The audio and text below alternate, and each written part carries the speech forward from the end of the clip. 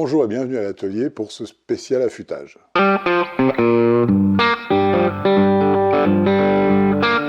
Alors pourquoi encore une vidéo sur l'affûtage?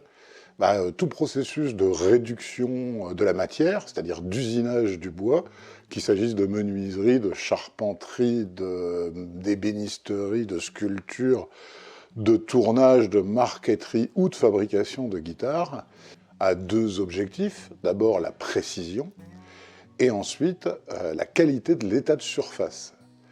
Parce que la qualité de l'état de surface, bien sûr, ça minimise les besoins de ponçage. Avec une gouge bien affûtée, on n'aura pas besoin de démarrer aux 60 ou aux 80, ce qui sera indispensable si on utilise une râpe, par exemple. Donc, on a besoin d'outils affûtés comme des rasoirs. Alors, des vidéos et des blogs sur l'affûtage des outils, il y en a un paquet. Du très bon, comme les petites vidéos de Jean-Michel Boisserie. C'est un monsieur qui a blanchi sous le harnais, hein, comme on dit en cavalerie. Je vous conseille, et je mets d'ailleurs le lien sur ces vidéos, en particulier sur le racloir et l'utilisation de la futeuse Triton. Et puis, parce que c'est Internet, il y a du moins bon, du franchement moins bon et du carrément mauvais. Comme l'affûtage d'outils à bois, ça peut sembler un petit peu intimidant quand on commence à travailler le bois. Ça a laissé la porte ouverte à un certain nombre de marchands du temple et de systèmes d'affûtage miracle où vous affûtez un outil en quelques secondes grâce à principalement votre porte-monnaie, puisque vous avez donné du pognon à ce qui ressemble étonnamment parfois à des escrocs. Je ne vais pas faire le tour du marché, mais je vais simplement essayer de vous montrer ce que j'utilise et mes pratiques pour obtenir ce genre de résultats.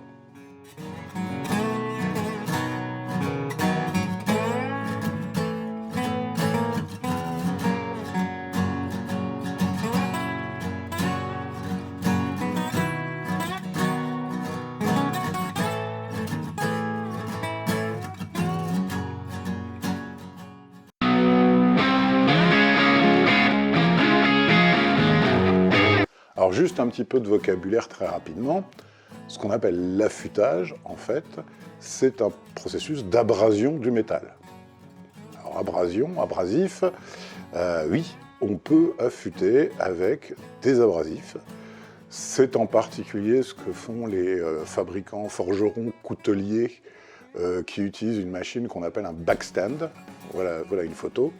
Par contre, c'est un petit peu, à mon avis, réservé à des gens qui connaissent leur matière. Alors, les forgerons couteliers, forcément, ils ont forgé le couteau, ils connaissent la matière.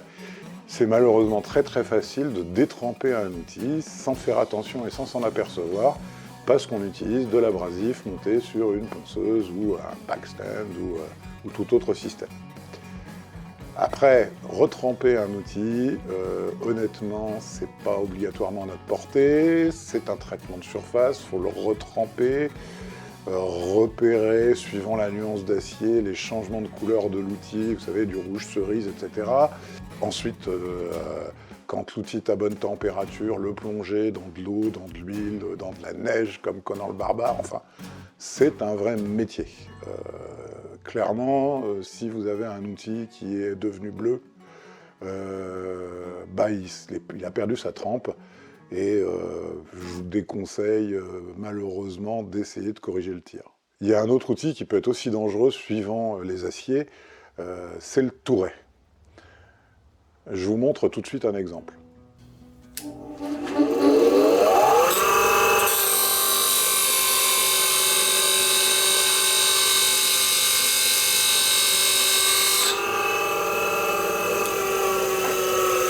Voilà, on a forcé sur ce ciseau bas de gamme et si vous regardez, vous voyez qu'il a bleui. Le métal est détrempé, donc il tiendra plus l'affûtage, tout simplement. Ça, c'est poubelle. On en a un petit peu parlé, il y a la trempe. Donc la trempe, c'est un traitement de surface qui consiste, comme je l'ai dit, à chauffer le métal et à le refroidir extrêmement rapidement en le plongeant dans de l'eau, dans un liquide ou dans de l'huile. Ce processus de trempage, en fait, c'est un traitement de surface qui va améliorer la résistance mécanique du métal, ce qui va faire qu'il va se désaffûter beaucoup plus lentement. Enfin, le troisième vocabulaire, le troisième mot, c'est l'affilage ou le démorphilage. Sur un outil qui vient d'être fini d'affûter, on va trouver ce petit bout de métal qu'on appelle le morphile, qu'il va falloir enlever. Mais quand on y réfléchit, finalement, le démorphilage, c'est simplement qu'on pousse l'affûtage vers des grains de plus en plus fins pour améliorer continuellement le fil de rasoir de notre outil. À un moment donné, en effet, disparaît ce morphile, c'est simplement parce qu'on a utilisé du cuir ou d'autres techniques pour en fait continuer l'affûtage vers des abrasifs de plus en plus doux.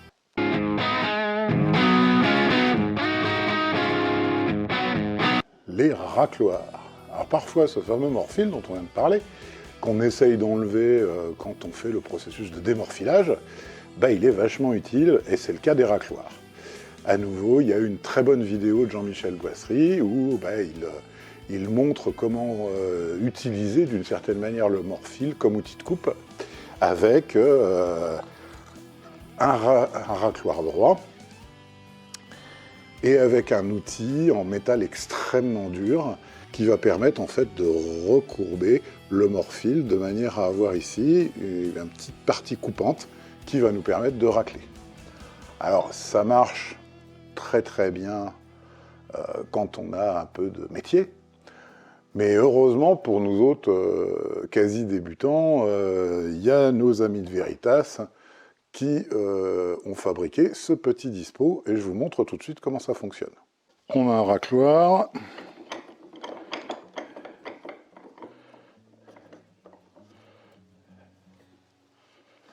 Dans l'étau, et le petit truc Veritas, il permet de régler en fait l'angle du morphile qu'on veut, et ensuite on passe comme ça.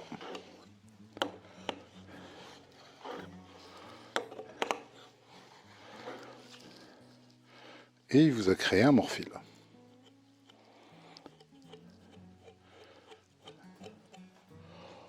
Je ne me souviens plus si Jean-Michel en avait parlé, donc je vous le dis. On a un meilleur résultat au niveau état de surface quand on utilise le racloir en le courbant légèrement avec les 2 pouces. Alors, ça peut être enquiquinant. C'est pour ça que nos amis de Veritas ont fabriqué ce petit dispo rigolo. Vous glissez dedans votre racloir, comme ça. Vous vissez pour le serrer.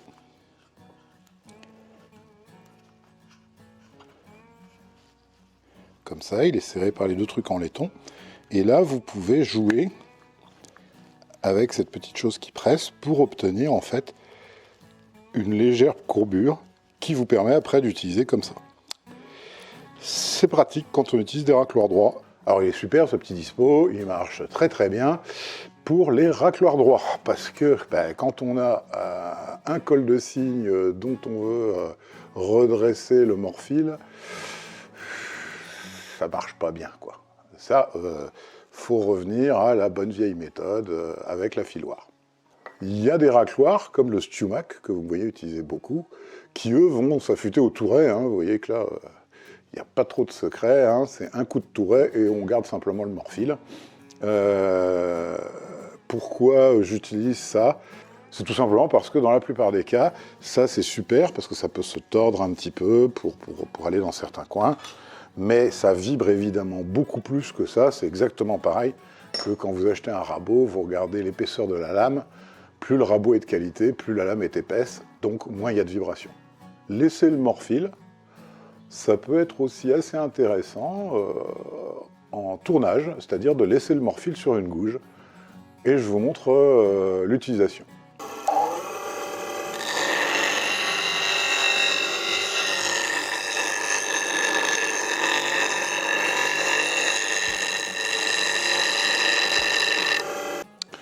Là, on a du prunier, hein, ça va faire un joli bol. On va en fait utiliser cette lèvre-là sur laquelle il y a encore le morphile, hein, on le voit. pour avancer tout doucement en frôlant, alors évidemment uniquement avec celle-là, pas avec celle-là, hein, en frôlant la surface, de manière à enlever très peu de bois et à agir comme un racloir.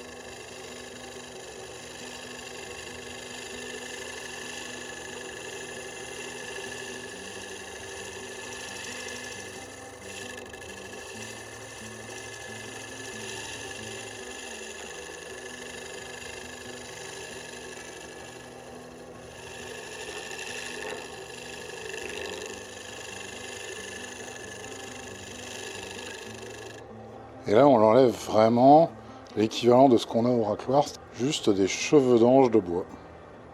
Et mon état de surface est tel que je vais attaquer au 120, voire même au 180. Regardez ça.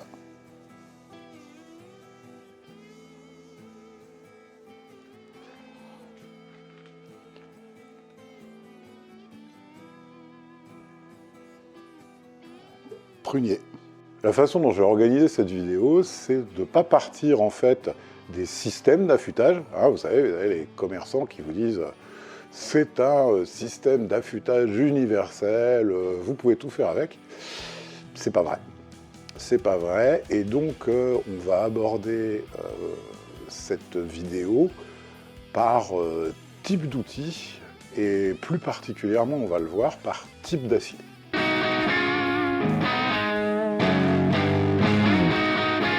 Premier type d'outils, les outils en métal ARS ou HSS pour High Speed Steel. Dans le temps, c'était du tungstène, maintenant on met du molybdène, ce qui fait qu'ils tiennent extrêmement bien à la chaleur. Et pour l'affûtage, c'est un avantage énorme, bien sûr. On en a bien sûr en métal, comme cette gouge de dégrossissage. On commence à en trouver aussi en acier frité. C'est aussi le cas des fraises de CNC, et il y a même parfois des fraises sur lesquelles un traitement de surface supplémentaire, c'est-à-dire un revêtement en nitrure ou carbonitrure de titane, élimine encore plus le problème de chauffe et donc le problème de désaffûtage ou d'émoussage. Ces aciers et donc ces outils, l'outil roi, c'est le touret. Petit outil indispensable aussi, c'est un rectifieur. Parce qu'évidemment, il va y avoir des particules de métal qui vont finir par se mettre dans la roue de meulage. Et de temps en temps, pour les éliminer, c'est à nouveau en métal très dur, on va faire comme ça.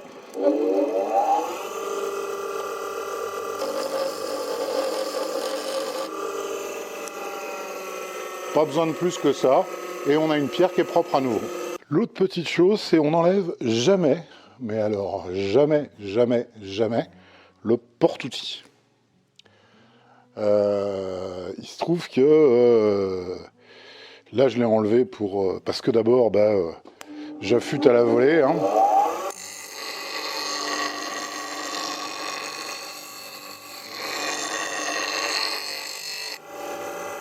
Parce que je fais ça depuis des années, bien sûr. J'ai aussi enlevé le porte-outil parce que il y a des années de ça, quand j'étais jeune, j'ai fait une masterclass chez un des grands maîtres du tournage qui s'appelle David Ellsworth. Et il a inventé ce petit truc extrêmement rigolo et extrêmement pratique pour affûter des gouges en mode lady fingernail, c'est-à-dire ongles des dames. En fait, ce qu'on fait, c'est que on prend le dispo, on met la gouge dedans, on a fait un trou à la bonne profondeur dans la table de l'établi. Et ensuite, ça c'est juste un petit écrou qui a été meulé, sur lequel va reposer cette petite chose-là.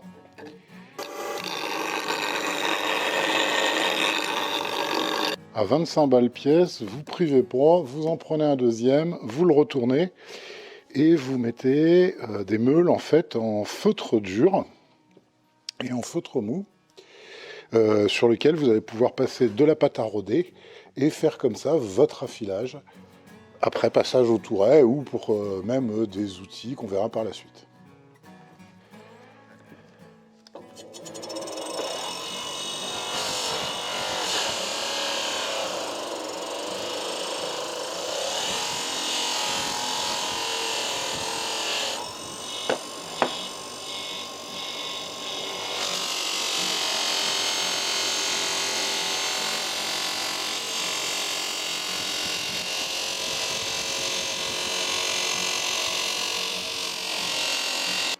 Technique amusante pour démorphiler un outil de tournage.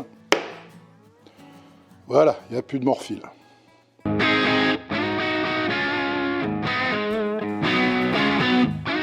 Deuxième type d'outils, les outils en acier forgé, ce sont principalement les outils de sculpture en premier, qui sont avec des aciers à dureté relative, puisque l'objectif là c'est évidemment qu'il n'y ait pas de casse au niveau de l'outil, donc d'avoir vraiment une élasticité maximum.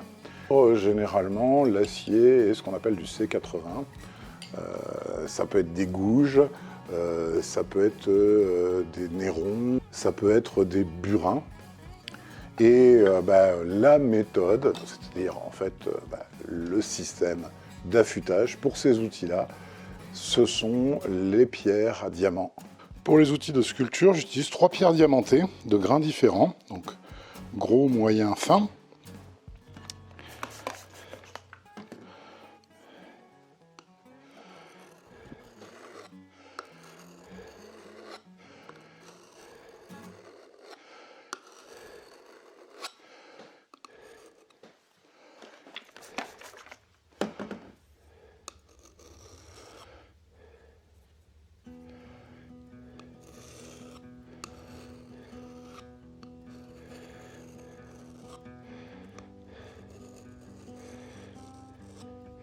Il faut avoir un mouvement tournant.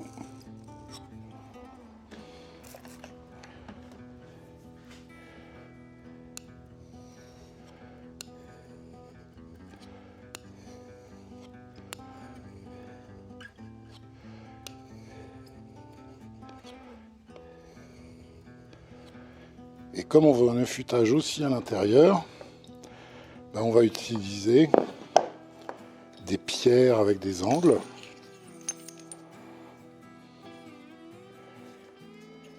Par exemple avec des pierres avec des angles ronds comme ça, qui sont très pratiques pour faire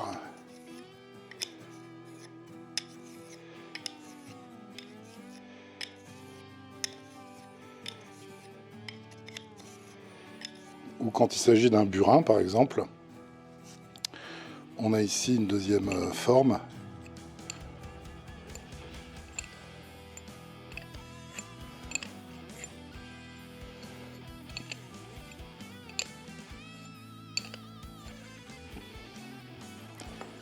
Pour enlever leur morphile, j'utilise un cuir. Je vous montrerai dans l'entretien comment vous en fabriquer un. Quand c'est un outil plat, c'est royal.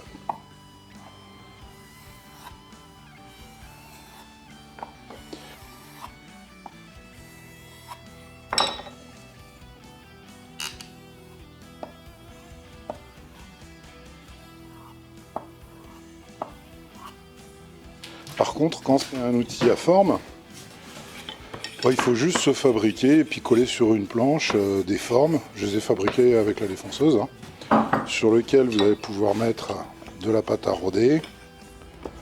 Ça, c'est pour les burins.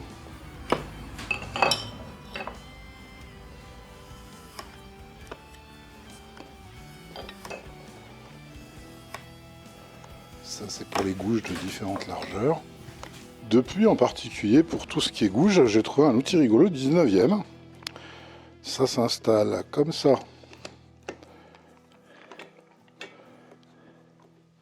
sur l'établi.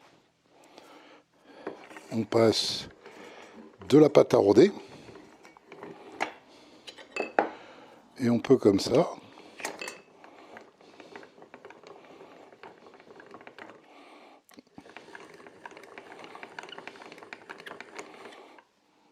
il y a des gens ingénieux.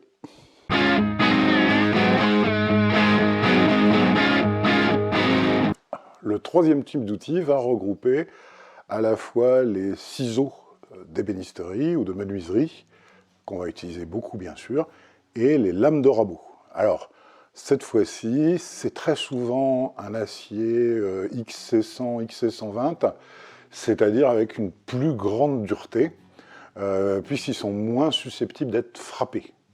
Et à nouveau, suivant si c'est un outil qui va être frappé ou un outil qui va servir vraiment à la main, on va avoir des duretés différentes. Donc on a évidemment les lames de rabot, donc vous voyez que là c'est de la lame de qualité, hein. On est à...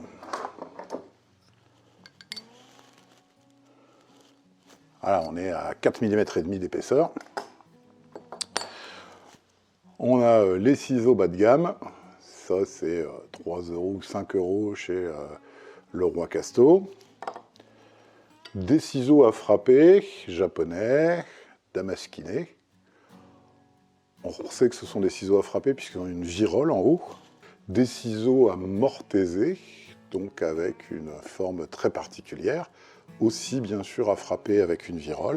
Et toute la gamme de ceux qu'on va utiliser beaucoup en fabrication de guitare, qui sont des ciseaux à parer.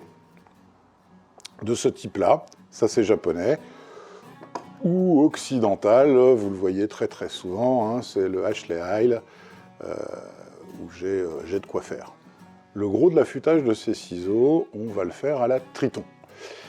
Alors je ne vais pas refaire une vidéo sur la Triton ou la Tormec ou tous les systèmes équivalents, hein. Après c'est une question de budget principalement, très honnêtement. Je vais juste vous montrer un des gros inconvénients que je vois avec cette affûteuse, que pourtant j'utilise beaucoup, c'est la vraie notion de pierre à eau. Un des soucis avec tous les types de pierres à eau, hein, qu'elles soient avec un moteur ou que ce soit des pierres à eau traditionnelles, je reviendrai dessus, c'est qu'il faut les garder dans l'eau. Parce que là, ça fait longtemps que je m'en suis pas servi. Il n'y a plus d'eau dans le bac, la pierre est complètement sèche. Regardez, on va commencer par mettre un bon litre. Et on se retrouve dans quelques instants. Une demi-heure plus tard, elle a pompé quasiment toute l'eau. Elle est même plus dans la flotte, donc on en remet. Petit truc quand on monte un ciseau à bois, on vérifie qu'il est à l'équerre. Et c'est parti.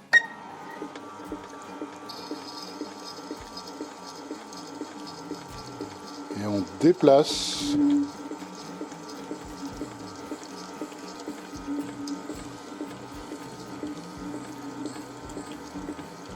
On l'a vu avec la Triton, une pierre à eau, faut la laisser dans l'eau tout le temps. Et c'est vrai aussi pour les pierres à affûtage à la main, les pierres japonaises en particulier. Faut les laisser dans une bassine avec de l'eau, avec un couvercle, ce qui, mine de rien, fait qu'au bout de quelques mois, vous pouvez prélever des échantillons d'eau et les revendre à l'Institut Pasteur pour faire des études bactériologiques. Vu que c'est de l'eau stagnante, ça croupit, comme on dit. Donc j'ai fini par trouver chez mon fournisseur d'outils favori, vous verrez le lien dans la description si ça vous intéresse, une marque de pierre à eau japonaise qui s'appelle Shapton. Et je vais vous en montrer l'utilisation, parce qu'on va démorphiler ce qu'on avait dégrossi en fait avec la Triton. Pour finir l'affûtage des ciseaux et des lames de rabot, j'utilise donc des pierres Shapton. J'ai 1500, 5000 et 12000.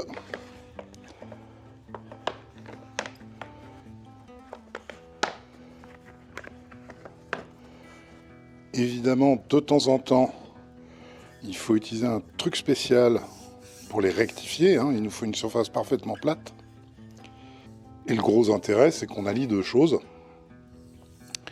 La qualité des pierres japonaises et le fait qu'il y a juste besoin de les mouiller comme sur les pierres diamants qu'au moment de l'utilisation.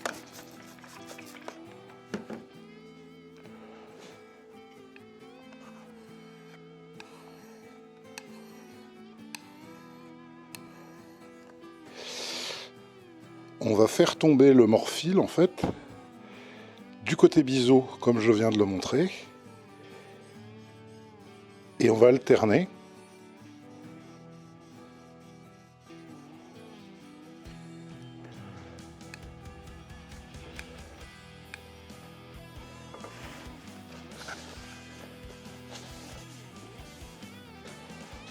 On a juste besoin de les laisser sécher, c'est hyper pratique.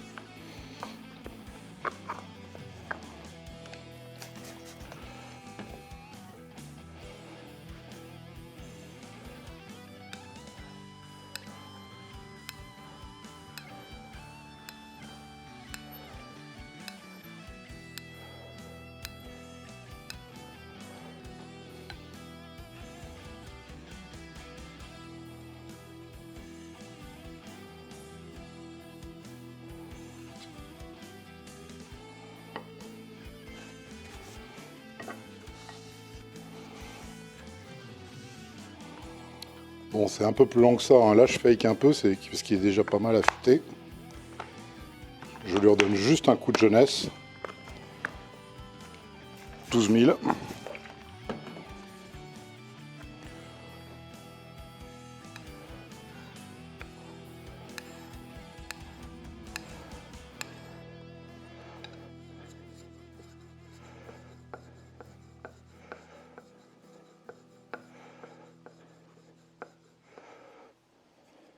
Pour les lames de rabot, quand vous n'êtes pas sûr que vous allez réussir à tenir l'angle correctement,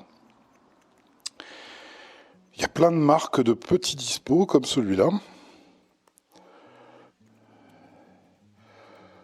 Vous allez pouvoir coincer la lame. Simplement, vous devez vérifier que les roulettes seront encore dessus par rapport à la largeur de votre lame de rabot. Celle-ci, par exemple, on est vraiment à la limite. Par contre, ça s'installe comme ça pour un ciseau à bois.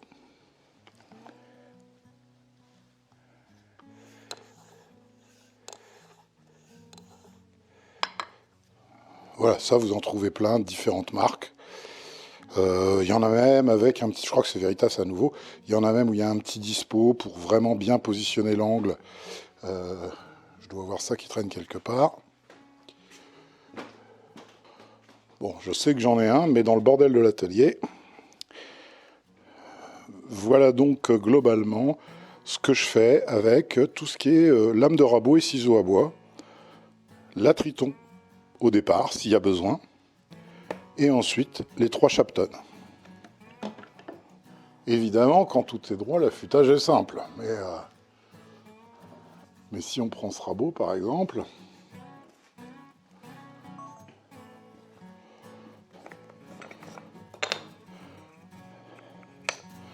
là, bien sûr, on peut faire le dos à la pierre plate. Par contre, là, évidemment, c'est un peu autre chose. Donc, il existe des petites pierres rondes de différents diamètres qui permettent de finir l'affûtage de cette manière-là.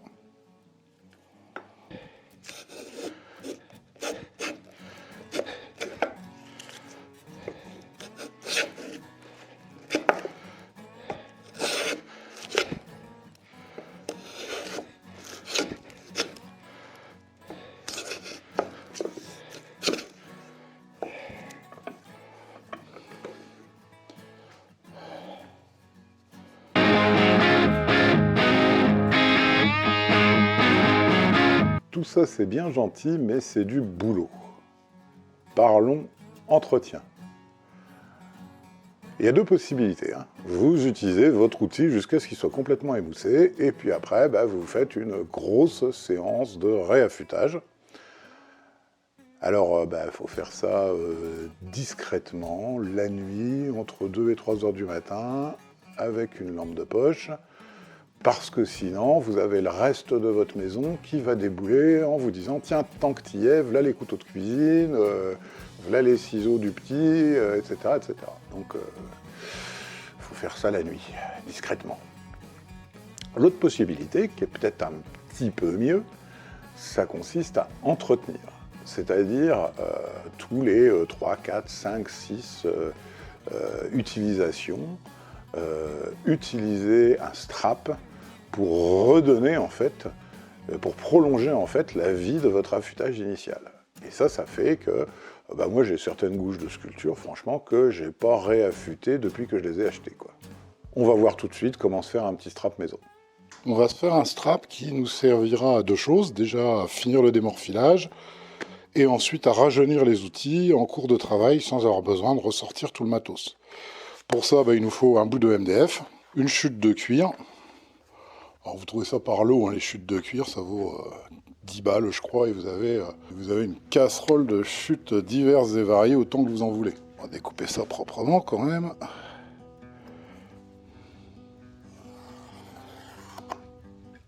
On la colle à la superglue.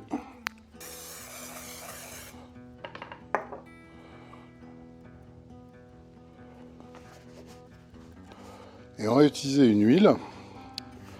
Alors vous pouvez utiliser à peu près n'importe quel type d'huile. Bon, il ne faut pas que ce soit une huile type huile de lin non bouillie ou huile de noix, parce que sinon ça finira par rancir. Moi là, j'utilise une huile industrielle qui a une viscosité quasiment, qui est la viscosité de l'eau.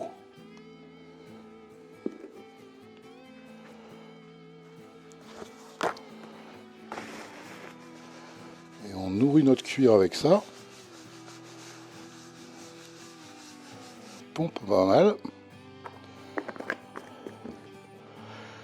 Et enfin, on va utiliser un truc qu'on trouve dans sur tous les sites de carrosserie auto. Je crois que là c'est Polir Malin, enfin bon, ils ont tout ça, qui est simplement de la silice en poudre très très très fine. Alors l'alternative, c'est ce qui est utilisé pour les passes finales de gomme lac, c'est-à-dire de ce qu'on appelle de la ponce soie, qui est de la pierre ponce très très très fine aussi. L'objectif, c'est simplement d'en balancer un petit peu partout.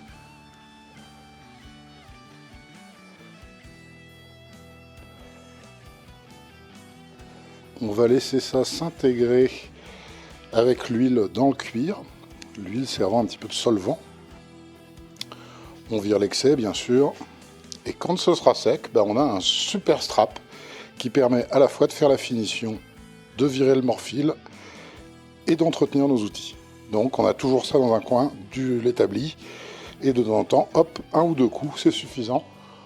On rajeunit notre fil et on n'est pas obligé de, comme je le disais, tous les 15 jours, de faire une séance de réaffûtage.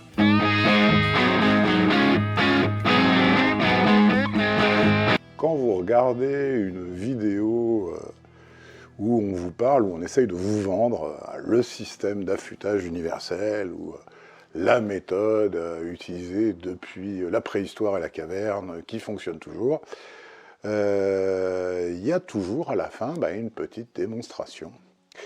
Et ce que je vous conseille de faire, c'est de regarder quel bois ils utilisent pour faire cette démonstration.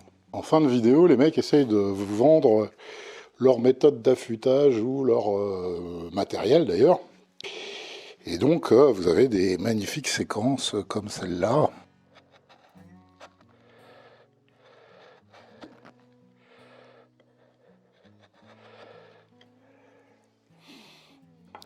C'est super, hein? Bon, c'est du tilleul, hein. J'ai même vu dans des vidéos des gens qui, sans aucune honte, faisaient la démonstration avec de l'épicéa. Mais ce que nous, on veut, c'est utiliser des bois un peu plus durs que ça. Donc là, on a de la marante. Bon, ça fait toujours des copeaux absolument Nickel. J'espère que cette vidéo vous a intéressé. Comme d'habitude, vous le savez, je suis sponsorisé par personne. Surtout pas par les vendeurs de systèmes d'affûtage qui vous expliquent que l'affûtage est un jeu d'enfant. Voilà, ah oui, pensez à vous abonner, à faire sonner la cloche, à partager, à liker, à mettre des commentaires. Je lis et j'essaye de répondre à tous les commentaires. Je sais, ça représente du travail, de s'abonner, de liker, de commenter, etc. Mais de toute façon, c'est ça ou la messe.